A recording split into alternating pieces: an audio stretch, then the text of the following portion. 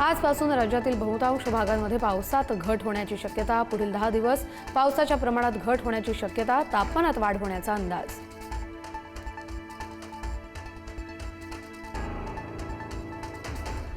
पुण्यातील मुसळधार पावसामुळे भिडे पूल पाण्याखाली. दमदार पावसामुळे मुठा नदीचं पात्र दुथडी भरून भिडे पुलाच्या आसपासचे दोन्ही रस्ते वाहतुकीसाठी बंद. हॉटेल्समध्ये शिरलं पाणी. काही वाहनं देखील नदीपात्रात अडकली.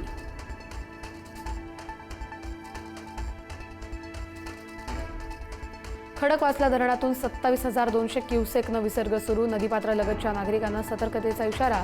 घाट माथ्यावर मुसळधार पाऊस सुरू. खडकवासला धरणात पाण्याची आवक वाढल्यानं विसर्ग.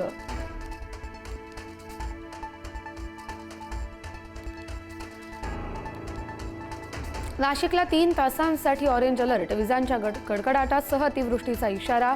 अनावश्यक प्रवास टाळण्याचं आवाहन. इगतपुरी, त्र्यंबकेश्वर, पेठ, सुरगाणा तालुक्यातील प्राथमिक शाळांना सुट्टी.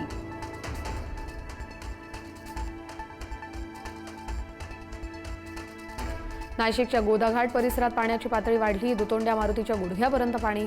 रामकुंड परिसरातील अनेक छोटी मंदिरंही पाण्याखाली.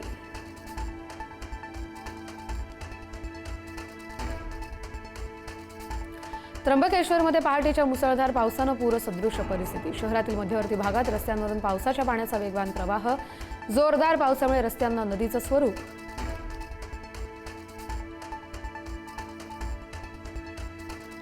रायगडच्या रोह्यातील कुंडलिका नदी पुन्हा धोक्याच्या पातळीवरून. दोन्ही बाजूची वाहतूक सध्या तरी बंद. सुट्टीची माहिती नसल्यानं विद्यार्थी आणि कामगारांचे हाल.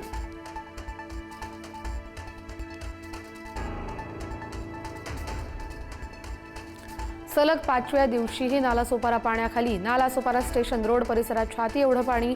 दूध आणि पिण्याच्या पाण्यासाठी नागरिकांच्या दुकानाबाहेर रांगा.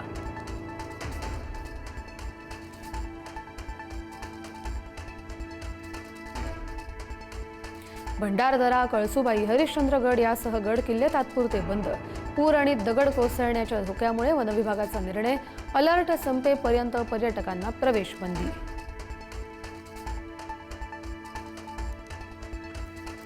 सिंधुदुर्गच्या आंबोली घाटात दरड कोसळली. सावंतवाडी, बेळगाव, कोल्हापूर मार्गावरील वाहतूक काही काळ झाली होती ठप्प. दरड हटवल्यानंतर वाहतूक सुरळीत.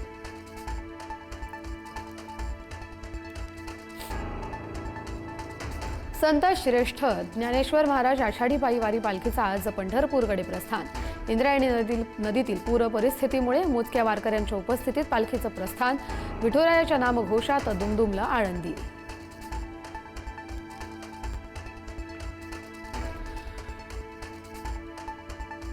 इंग्लंडचा भारतावर 125 धावांनी दणदणीत विजय. भारताचा डाव अवघ्या 76 धावांवर आटपला. फिल सॉल्टच्या अर्धशतकानंतर जोफ्रा आर्चर आणि जोश टंगच्या वेगवान मार्यानं भारताची फलंदाजी कोसळली. इंग्लंडची मालिकेत 2-0 आघाडी.